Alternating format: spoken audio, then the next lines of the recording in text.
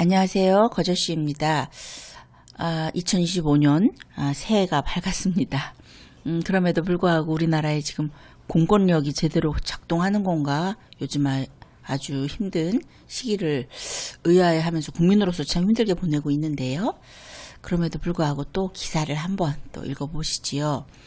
이번 기사는 그 court cases, 그러니까는 그 법정 분쟁이 어떻게 AI가 발전하는데 어떤 영향을 미칠 수 있을까? 그래서 AI 발전에 영향을 미칠 어떤 법정 분쟁에 대해서 한번 알아보려고 합니다.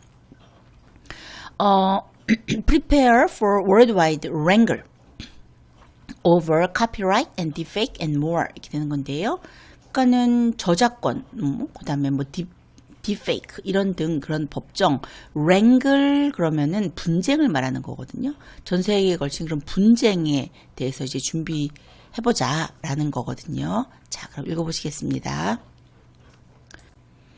요즘 그 챗 GPT 아주 그냥 날로 사람을 놀라게 합니다.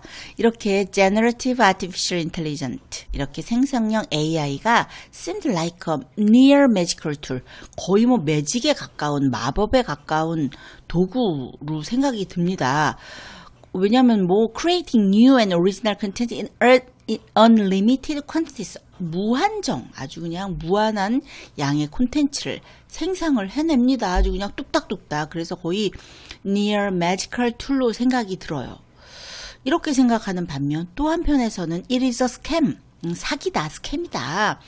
chewing up human-made copyrighted work, 이렇게 인간이 만들고 이렇게 저작권이 있는 이런 것들을, 작품들을 완전 다 씹어버려가지고 spewing out, 뱉어버려요. 어떤 상태로? pale, derivative imitations, 거의 뭐 파생적인 모방품으로 이제 뱉어냅니다. 그러니까 이거 사기다, 이렇게 주장하는 사람도 있어요. 그러면 who is right? 누가 옳을까요? 그러면 2025년에 이런 어떤 litigation, 소송이거든요. litigation과 legislation, 이렇게 법률 제정, 그러니까 입법, 소송과 입법이 2025년에 답을 줄 것이다 라고 얘기하고 있습니다. creative industry, 그렇게 창작 그 산업의 대표들이요, have filed copyright infringement. copyright infringement 그러면은 저작권 침해죠. 저작권 침해에 대한 소송을 걸었습니다. 누구한테? Generative AI 컴퍼니들한테요. 그러니까는 Generative AI 컴퍼니들이 그들의 그 material을, 그 창작품들을 without payment or permission, 이런 거 없이, 돈도 주지 않고 어떤 허가도 없이 to train their AI models, AI 모델을 트레인하는데 그냥 썼다라고 copyright infringement 소송을 했습니다. 그래서 보면 오픈 AI와 마이크로소프트는 누구에 의해서 소송을 당했냐면요, 뉴욕 타임스.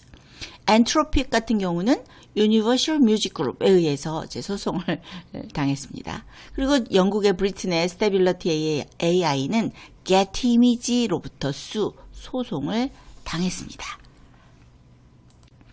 그런데 이런 dispute 같은 경우는요, maybe settled out of the court.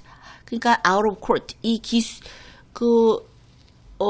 법정 바깥에서 해결될 가능성이 있어요. 왜냐하면은 이런 lawsuit, 이런 소송들을 해서 negotiating tactic, 그러니까는 기술 기업으로부터 더 많은 금액을 받아내기 위한 어떤 협상 전략, negotiating tactic, 협상 전략으로 보는 경우도 있거든요. 그래서 이제 오픈 AI 같은 경우는 29, at least 적어도 29 licensing deal, 라이센스 계약을 체결했어요. 누구랑? 29개의 그런 플랫폼이나 퍼블리셔, 어떤 출판사와 라이센싱 계약을 체결했습니다. 예를 들면 from Reddit부터 Financial Times에 이르기까지 29개의 그 이상의 그 플랫폼 및 출판사와 라이센스 계약을 체결했습니다. 그리고 미국의 테네시주는 passed the Elvis Act to protect artists. 아티스트들을 보호하기 위한 엘비스 법을요, 통과시켰습니다. 이게 엘비스 법이 뭐냐면은요, 이게 Ensuring Likeness, Voice and Image Security Act의 약자인데요. 그 인공지능의 오용으로부터 이제 아티스트의 목소리나 이미지를 보호하기 위해서 제정된 법률이라고 할 수 있습니다. 근데 이런 경우에도 테크 컴퍼니들이요, 미국 같은 경우, in America, 미국에서는 테크 컴퍼니들이 narrow favorite이에요. narrow favorite to win. 그러면 소송을 했을 경우 약간의 narrow favorite 그러면은 우위를 점하고 있다. 약간의 우위를 점하고 있는 경우에 주로 사용되는 거거든요. 그래서 압도적인 우승 가능성은 아니지만 약간의 우위를 그래도 테크 컴퍼니들 같은 경우 더 가지고 있다라고 얘기하고 있습니다. 보면은 그 fair use defense가 있는데요. fair use 같은 경우는 그 저작권법에서 이제 이렇게 제한되는 것이 있는데 그것에 대한 예외로 저작권으로부터 보호된 자료를 저작권자의 그 허락 없이도 어떤 조건 하에서 합법적으로 사용할 수 있는 걸 얘기하거든요. fair use는. 그런데 이제 원칙이 있죠. 예를 들면 무슨 교육 및 학문적인 목적이 있다거나 아니면 비평이나 논평을 할 때 인용한다거나 아니면 뉴스 보도 아니면 또 패러디 이런 경우에 이제 그 저작권자의 어떤 퍼미션 없이도 사용할 수 있는 그런 권리, fair use라고 합니다. 그래서 미국 같은 경우 구글 북스 한 10년 전에 그 구글 북스가 이제 승소한 일이 있었죠. 그렇다 하더라도, however, if they get to a jury, anything is possible. 그럼에도 불구하고 일단 법정에 가면 어찌 될지는 모릅니다. 어떤 거라도 다 가능해지는 거죠. 아무리 우위를 차지한다 하더라도 어찌 될 알 수가 없습니다. 그래서 보면은 이제 요즘 특히나 딥페이크 문제가 되게 아주 심각하잖아요. 그래서 in March 3월에 the American State of Tennessee passed the Ensuring Likeness, Voice and Image Security Act. 이렇게 이제 미국의 테네시 주에서 이렇게 엘비스법을 통과시켰습니다. 왜냐? To protect performers from having their image or voice used illegally. 이렇게 불법적으로 사용되는 그 아티스트들의 어떤 이미지나 보이스를 이제 무단 사용하는 것을 막기 위해서 이제 이런 거를 통과시켰죠. 특히 캘리포니아 같은 경우는요. political deepfake. 연예인만 그러는 게 아니라 정치적으로 요즘 되게 양극화가 여기도 우리나라 너무 심각하지만 이제 미국도 되게 심각한데 아무튼 그런 양극화 문제 때문에 political deepfake도 되게 문제거든요. 그래서 이런 정치적인 deepfake를 이제 막기 위한 법안이 통과가 됐습니다. 그리고 또 그렇지만 그래도 copyright law도 may also be reformed. 어떤 그 저작권법도 개정이 될 수가 있는 거예요. 저작권법 같은 경우 이제 European Union, 어떤 유럽연합이라든지 재팬이라든지 이스라엘 and 싱가포르 같은 경우는요 이미 already introduced 뭘 받아들였냐면요 도입을 했냐면 exception 그 예외 조항을 받아들였어요. To allow use of the copyrighted material without permission or payment. 어떠한 그 보상이나 어떤 그 permission 허가 없이도 copyrighted material을 저작권이 있는 그 자료를 그냥 쓸 수 있는 그 예외 조항을 이렇게 도입했습니다. 그러다 보니까 이제 카피라이트 로도 좀 개정이 되겠죠. 그리고 또 막 실리콘밸리에서는 어떤 사람들이 이렇게 주장을 해요. Tech investment could flow away from America to more relaxed jurisdictions. 그러니까는 이 테크 기업들, 테크 어떤 투자, 기술 투자가 미국에 막 이루어져야 되잖아요. 근데 이 미국에서 좀 규제가 느슨한 relaxed jurisdiction 관할 구역을 말하는 거거든요. jurisdiction은. 그러니까는 미국보다는 규제가 느슨한 다른 지역으로 유출될 수 있는 거 아니냐? 투자가 이렇게 막 이제 주장을 그런 우려가 있는 거죠. 그러면 그렇다 보면 이제 저작권법 같은 이제 법적인 어떤 그런 변화가 또 일어날 수가 있습니다.